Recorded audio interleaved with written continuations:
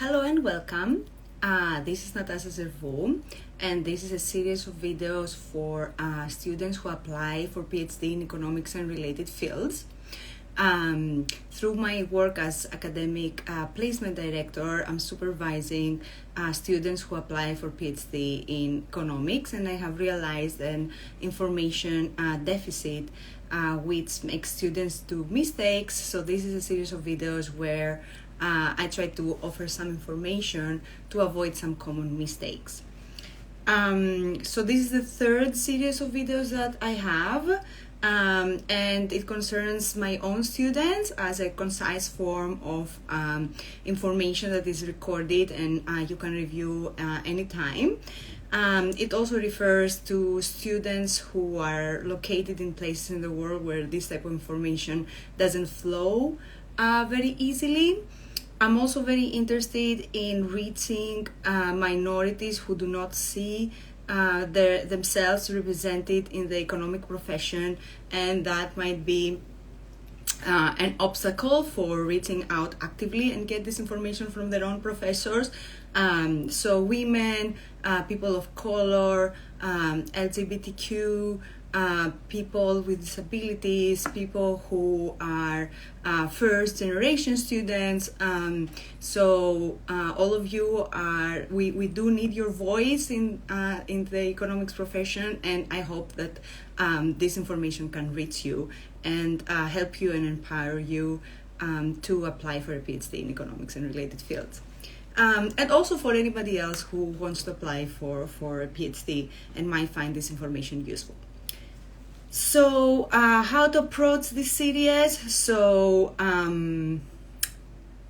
everybody is starting at a specific point with some base, and what we're going to try to do is to improve what you already have. So try not to compare with other people. The issue is not, we're not going to try to have like the perfect PhD candidate, but to improve from where you are to when you're going to be applying for your PhD, to have an improved application package.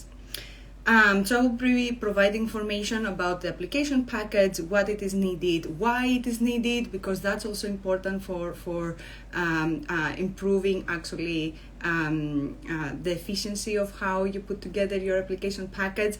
But also I'm going to be around for after applications for with information on how to communicate with schools, how to elicit offers, how to choose among multiple offers that you are going to have, and so on. So I'm going to stick around for the whole application season. So I'm going to start today with talking about academic life, trying to illuminate you a little bit about how academic life looks like for economists, and help you decide if this is a path that you want to take. So I'm going to talk about the three pillars that we have in academic life as economists, which is going to be research, teaching, and service. So when you enter the PhD program, the first year is going to be difficult, but it's going to look more similar to what you already know, in the sense that you're going to be taking classes together with other people and study together and so on. After that, though, you're going to start your own research, and then that's when the more academic life starts. So I want to talk a little bit about that. So research is economic is self-directed, solitary, quantitatively intense, writing intense also, detail-oriented, and involves a lot of criticism and rejection. So let me elaborate a little bit on this point. So first, research is economic is not like, for example, chemistry, that you are together with other people in a lab and you're working all together. You spend most of your time alone in your office trying to think. So you need to build social connections, and you need to be on top of that, because being alone for 5 years without social interaction is going to backfire eventually. So it's, for most of it, a lonely process. The research involves thinking, understanding the literature, coding, editing, writing, cleaning code, debugging your codes, cleaning data, solving mathematical equations, making graphs, writing, editing, rewriting, and so on. So even for people who have arrays, most of the stuff you're going to have to do it yourself. I'm saying that because sometimes people think that they're going to have their great ideas and that there is going to be an array or an arm of arrays that they're going to be doing the dirty job. No, this doesn't happen like that. So if you have done already array job, these are stuff that you are going to be doing mostly yourself for your research.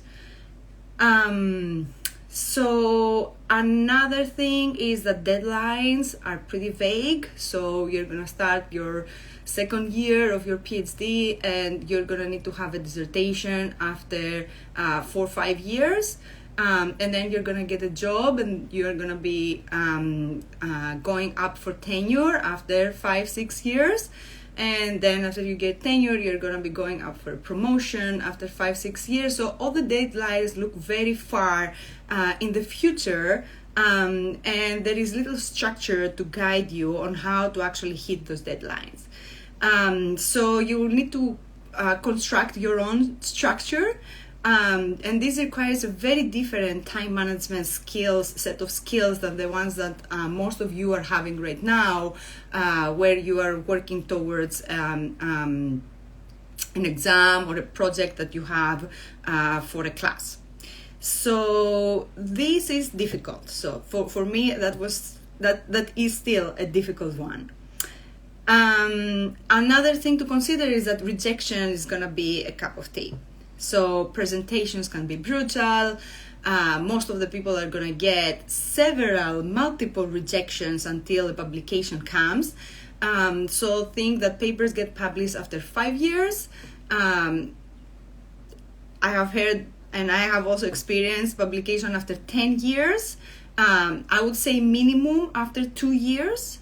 So that involves rejections, that involves revisions. There is a lot of criticism, constructive criticism, of course, but also unconstructive, and also inner criticism, which is a tough one as well, and a lot of rejection. So you need to learn how to be resilient to survive that, because that's a common theme in the profession. Another thing that I want to mention is that social change, and especially the one that happens through knowledge production, is a very, very slow process. And it also requires the work of many people.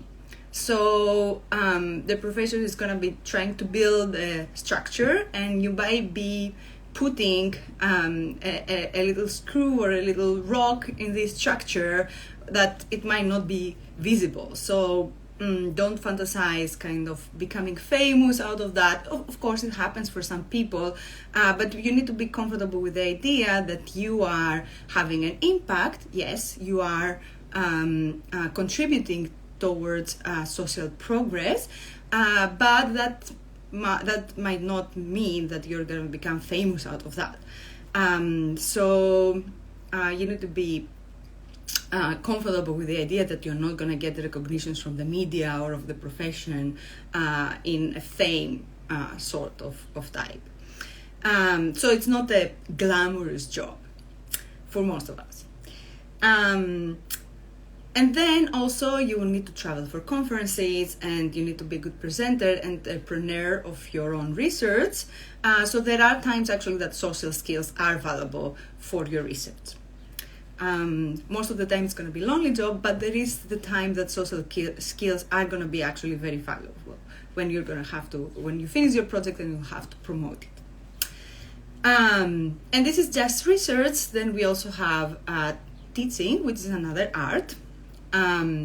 So before you go to the classroom to teach your course, you need to construct the class curriculum, your lectures, your exams, your evaluations, And this is not one-shot game. So let's say you're teaching microeconomic theory. That's not gonna the structure of the course is not gonna happen one and then every year go and teach the same course.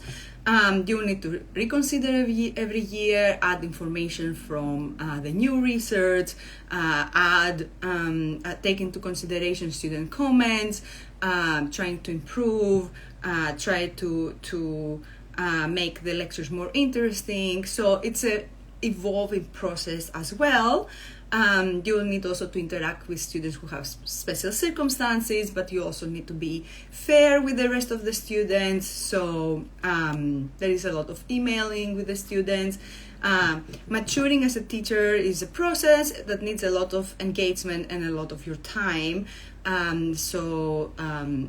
Teaching it's an important part of the job as well. And then there is also administrative job, which many people might not be aware of.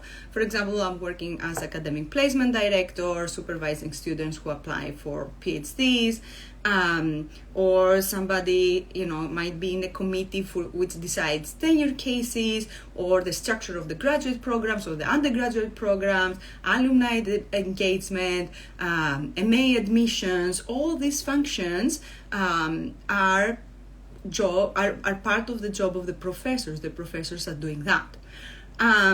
This part is social, so you talk with a lot of people, but it involves very difficult conversations, different opinions and different objectives of multiple very smart people. So it's not it's also a demanding job, a demanding part of the job.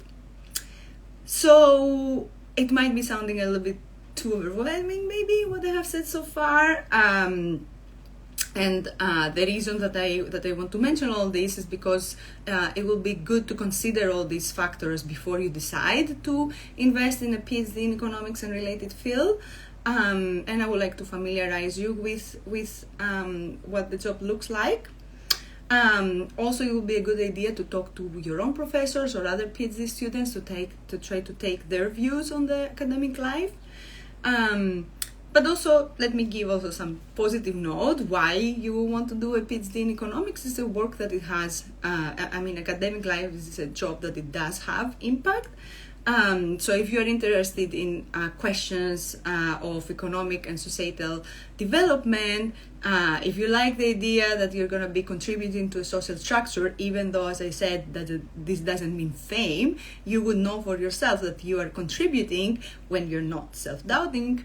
But this is impact. If you like to think hard, and you're detail-oriented and you enjoy analytical and quantitative work, this is a good job for you. You need also to be fine working alone. This is, most of the job is done by working alone. And you're fine with learning some new time management skills. And you believe that you can bounce back easily after rejections, or you understand that you need to work on these skills, then this is a good job for you as well. You can write and present well and have good communication and entrepreneurial skills, so you can promote your own research when it's done, or you understand that you should work on these skills. That's also, it's a good job for you. And the communication skills are very important, actually, as I said, for the promoting part. And this is an important thing to keep in mind, especially if you are a foreigner student, because sometimes people say, oh, but why do I need TOEFL, or why do I need language skills? Well, you need to have good communication skills to survive in this job. Then in terms of teaching, if you enjoy teaching students, and if you think that this is important, and I'm doing this job, so I believe that it is, so these skills might be important. You're giving skills to students that might be important for their future career, or you might end up every now and then being a role model for somebody. So this is impact. And then in terms of service, you're contributing on improving your department, your college, your university, the profession overall. So this is impact as well. Bottom line of what I wanted to say in this video is that if you want to do a PhD in economics or related fields, it would be a good idea to try to get a little bit more information of how academic life looks like. I hope this video gave you a summary or a start of having an idea how that looks like, and I would encourage you to talk to PhD students and professors of your own to get even further information. If you find this video useful, it's free access, so please feel free to share with other people that might get benefited. And thank you very much, and see you next time.